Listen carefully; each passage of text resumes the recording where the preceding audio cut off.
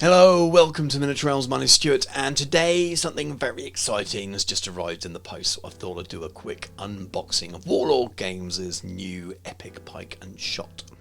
So very briefly, for those of you who don't know what this is a Warlord Games product, and it's Pike Shotte Epic Battles, the third in the range of epic battles. First of all, we had American Civil War. Secondly, we had a Waterloo set, and this is using Warlord Games' own epic scale, which is 13.5mm to the eye, so smaller than the sort of standard 15mm miniatures you see on the market at the moment. Very akin to some of the older style 15mm ranges like minifigs and things like that, for those of you who know what they are. What we have here is a starter set using lots and lots of those miniatures and using a slightly edited version of the Pike Shotte rules, which is a bit of a derivative of their own black powder rules and in the same kind of family as Hail Caesar. So I thought I'd very briefly run down what is on the official website for this box, rather than just getting lost in the pile of plastic. So £119 full recommended retail price from Warlord Games. This is the standard starter set. There are plenty of other bundles with extra units of infantry and cavalry, and also extra terrain and things like that as well. But I'm just going to be covering the standard box as part of this unboxing. So what you get inside is a mixture of tan and grey hard plastic figures. They're pre-coloured like that so that you could split it half and half and play straight out of the box. And then what you get is enough to make 6 mounted battalion commanders, 6 ensigns, 6 mounted cornets, 14 commanded Pike Shotte regiments of 80 soldiers in each, and these miniatures come in strips of 10, and it's 2 strips of 10 to a stand, and then you get 36 commanded shot, 60 cavalry, 12 cuirassiers, 18 mounted dragoons, 30 dismounted dragoons, 6 Saker cannon, and 6 falconet light guns. You get green plastic bases for all. You get an A5 260 page Pike Shotte Epic Battles rulebook, which is a version of the standard Pike Shotte rules with a few adjustments and hints and tips made for playing it in this scale. There's a quick play reference card, assembly guide, leaflet, flag sheets, laser cut, fortified manor house, and dice. So it is a complete starter set if you're new to the period, and perfect for people who are new to English Civil War or 30 Years War and want to give the period a try. So let's get stuck into the box. I have a sticker on there saying signed copy. I think if you pre-ordered in enough time when they still lasted, you've got signed copies of the rulebook that's included inside. This lovely artwork on the front, in the same style as the American Civil War and the Waterloo sets as well. So I'm assuming they're using the same artist. As you can see, it's a hefty big box. I'm trying to hold it just off the table so I don't keep knocking the camera, so you get shaky cam. And on the back, you see some of the pictures we've just seen on the website, which show you the full spread of what you get in the box, all nicely painted with a few close-ups and that full list of all the things you get inside. So let's lift the box off and have a little look. Now, I have already added quite detailed reviews of the frames, the plastic frames that are in the box on the channel, and I'll pop links in at the end of the video. So I'm not going to spend a super long time going over the plastics. We'll have a quick look at them. But if you want to watch a longer video and there's lots of real close-ups and discussion on them, I'll advise you to go and have a look at these. This is more of an unboxing than a full review. We'll pop the rulebook to side for one moment and have a little closer look at that in a moment. So here are your flag sheets, so half for Parliament and half for Royalists. So a nice mix of some of the most famous regiments, I bet. This is not my most knowledgeable area of history, but these look like a nice little mix, and we knew that these were the flags that were coming, so there have been images of them already. There are plenty of manufacturers out there of 15mm flags, which might be slightly larger than this, but I'm sure will be adaptable if you wanted regiments that aren't included. Assembly and painting guide. This is the same as you get in the Waterloo set. Just gives you a little bit of idea, listing the different troop types, and tells you about how you may paint them. It's just one idea. Obviously lots of different regiments had lots of different uniform colours. This is your second flag sheet. This is for the 30 Years War. So if you're looking to fight more continental battles with this set, then this is the one for you. I'm going to be focusing on English Civil War myself, but I know a lot of people will be doing 30 Years War, and that's one of the good things about this set is you can do either or depending on the flavour that you prefer. Here's the terrain you get in the box. So it's a fortified manor house. So you've got your two main buildings there and then some walls. These are made by a company in the UK called Sarissa Precision. So I'm assuming that very, very soon that these will be available on their website. They are scaled to 15mm rather than epic scale. And I think they're a fairly true reflection of those scales. So they are a larger footprint than some people like to use. Some people prefer to use sort of 10mm buildings with their games. All I'll say is if you need lots and lots and lots and lots of terrain, then sometimes the smaller buildings are good. If you just need something like the fortified manor house to be a centerpiece, this would be perfect. Right then, so this looks like, so this is your protector for your frames inside, but also it becomes your quick reference sheet. Very, very handy. If I flick it over, you've got little casualty markers that you can cut out should you so wish to. And then we get down into the bulk of the box, which is your frames. So you have grey and you have this tan colour here. So these are all infantry. It looks like there's a slight change to them compared to the Waterloo frames. They've got these little nubs here, which means that they stack together a little bit better, which is quite cool, quite useful. Here's all your bases tucked up to the side. Here's your first lot of tan. And then we have the cavalry frames down the bottom. So as I've already mentioned, there's two types of frame. There's the cavalry frame, which also has the cannon on, the larger cannon, and all of your commanded shot and your dismounted dragoons and things. And then your infantry frame has just your standard infantry on it. So you've got your pike block, and the individual guys make up that front rank of pikes at port. And then last but not least, in the bottom of the box, you have a few of their mini dice. Let's have a closer look at the miniatures, which is always the most exciting part. Now, I won't go into quite as much detail as I did in the two review videos. As I said, I would direct you to those, and I wanted to keep the video length down to a reasonable amount, and that content already exists. So if you want that extra content, you can always go over and have a look. But if you wanted more of a brief overview of an unboxing, this will be the video for you. I've selected the tan coloured versions because the review frames I was sent were in the grey, so at least you can see them in a different colour, and I also think they stand up quite well on the camera to have a look at. If you are new to Epic, these are the strips I was talking about, so they are modelled shoulder to shoulder and quite close together. Some people do split the strips in half, so it can be done, but you will need a little bit of reconstruction if you wanted to do that. So what you get here is enough for 2 bases of musketeers for your musket wings and 2 bases of pikes for the centre. 1 base of pikes has 2 strips of pikes up in the air, and then the other base you've got space for your command, which is here.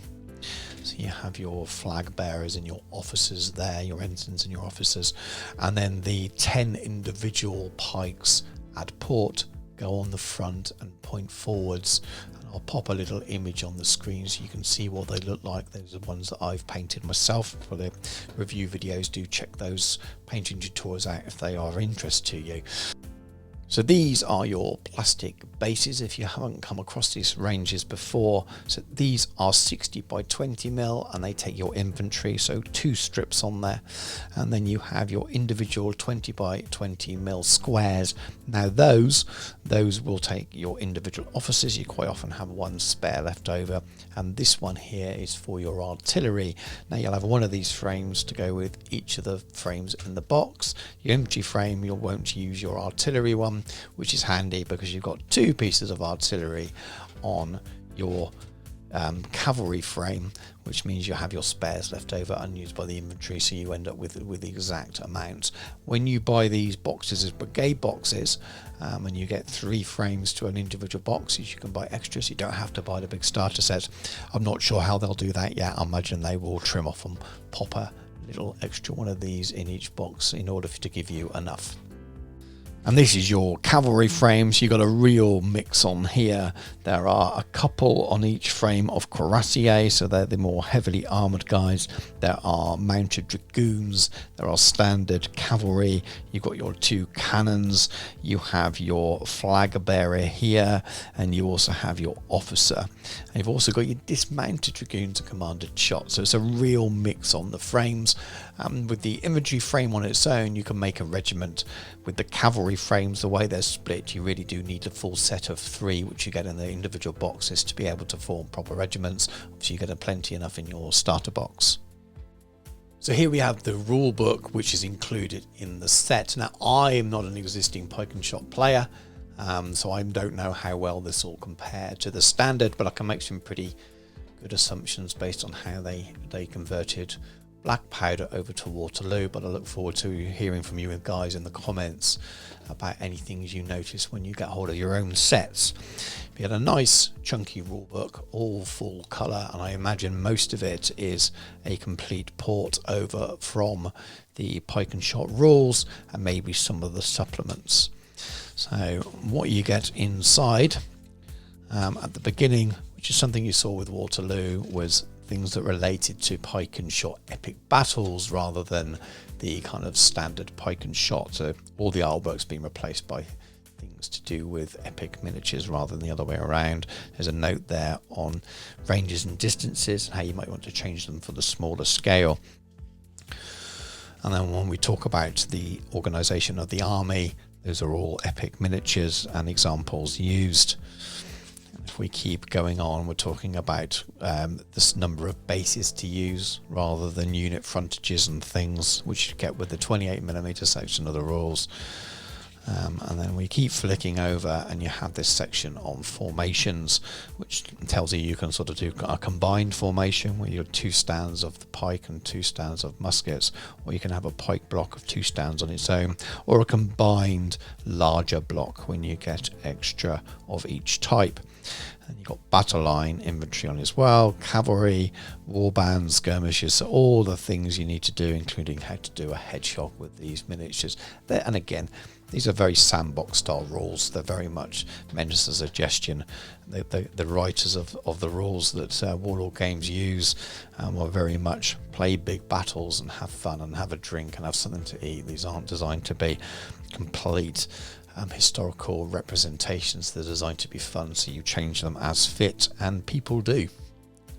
So I don't want to turn this into a detailed book review, partly because I don't play Pike and Shot already, and I'd like to get someone on who already plays the game and can compare it, and will give you far more information on that. And the other side, because this is an unboxing and not a really, really detailed page-by-page review, so maybe there'll be a second video that follows up for those of you who want it. But I did want to give you a bit of an idea what's in the box and in the book.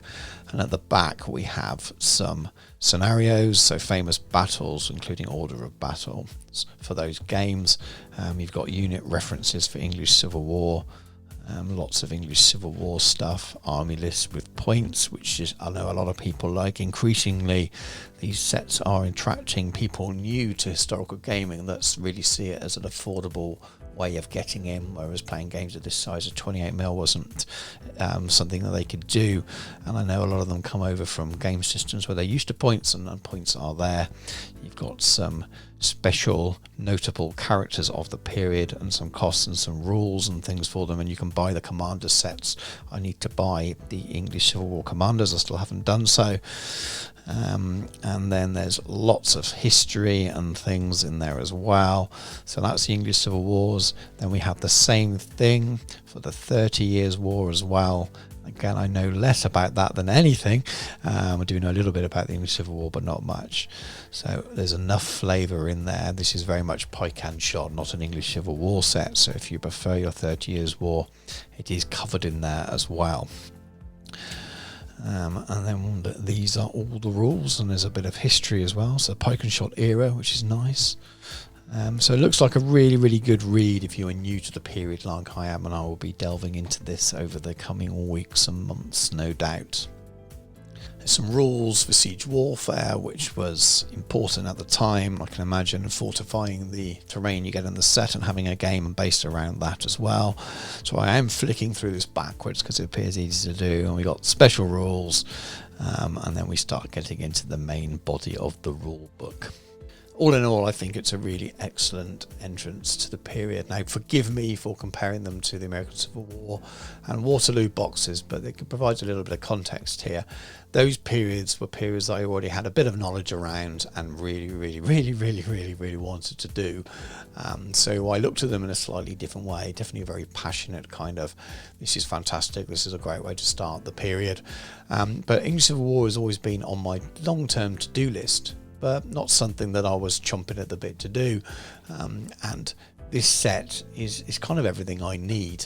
I'm going to buy the English Civil War Commanders, but I'm going to make 2 small forces, and that may well be it.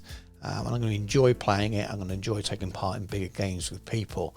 Whereas the Napoleonic and the American Civil War sets, I've bought everything extra that's come out, and I've really enjoyed adding to these massive projects that are going to take me years and years and years. Now, the reason I'm telling you this is because I think this is a perfect for people who wanted to dip into an historical period and wanted to know whether the one set is a good way of doing it. And I think this set is probably the most rounded of all of the sets they've done, and that's just down to the nature of the period and the kind of troops and things you needed. Now, I know if you're into your 30 Years War, you're probably shouting out there's not enough cavalry in the set, and cavalry is something you may need to add a box more. But still, for what you get in the box, you can make 2 really nice little forces and have a really nice sized game on a 6x4 of Pike and Shotte. Maybe adding a box of cavalry will be perfect. With the Waterloo game, I felt like you wanted to add an awful lot more to really round those forces out.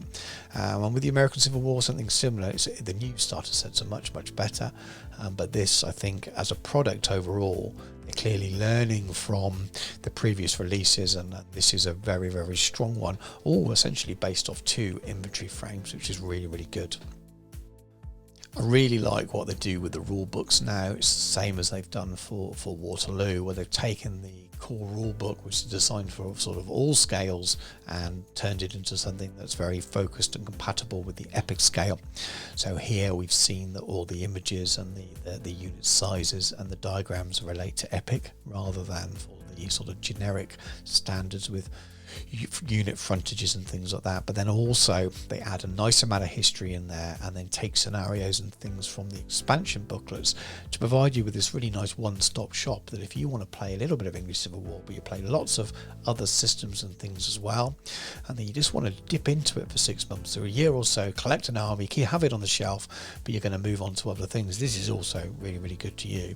Some people get lost in one period and that becomes something they're experts on, and they have hundreds of books on the shelves, but this set provides you with an in to English Civil War to go and learn a new period, and that's how I'm going to be approaching it. I studied a bit of early modern history at university, but it was all political stuff. I didn't really cover the warfare, so I'm using this to scratch an itch that I've had for a while to learn about the English Civil War, learn about the campaigns and the warfare, and what a fun way to do it through wargaming. So if you're still interested, I would encourage you to go and have a look on their website. So at the point I'm recording this, it's still on pre-order. Boxes are starting to arrive on people's doormats and front doors and things. But if you're quick and you're interested, you might still be able to get some of the pre-order bundles, because I know they change a little bit from release. The official release date is the 22nd of April. That's the date of Salute as well. So if you're going to Salute in the UK, and again you're watching this before you've gone, before the days happened, if you take some money along, I think you might be able to buy it there. I know you can definitely collect pre-orders there if you've existingly pre-ordered, but if not, get over the website now, have a little bit of look. I think they're really good. Now I will say, I'll be very clear, I have purchased this is my set. Warlord Games do send me review miniatures from time to time, but this is my own order, my own set, purchased with my own money, and my opinion on it is just that. Nothing that Warlord Games has asked me to say, or nothing I feel obliged to say because they sent it for free, because they haven't. I have bought this. Just wanted to add that there, because there is obviously a lot of Warlord Games content on the channel, and I want to be clear and open with you that, as I said, this is something I have purchased, not a review copy. Thank you very much for watching. Hope you found the video useful one way or another. Maybe it's helped you decide whether it was a purchase you wish to make, or maybe you've already ordered it and you're just excitedly waiting for your copy to arrive and you're looking for any content around the game as possible. I know I'm a bit like that with things that I've purchased as well. If you have enjoyed the video and you found it useful, please do consider giving us a like. It helps the video be seen by other people and lets me know I'm doing a decent job. If you haven't liked the product or the video or something, let me know in the comments. I'm really interested to understand your thoughts on it. Obviously the game itself won't be for everyone, so hopefully the video has, as I said, helped you decide that. If you are new to the channel, maybe consider checking out all the other videos on there. There are lots, including lots of the epic battles ranges from Warlord games, lots of unboxings, some vlogs, and loads of painting tutorials, including some painting tutorials for Pike Shotte epic battles, which I've completed over the previous few weeks. But for now, thank you very much again for watching. Take care, and I'll catch you soon.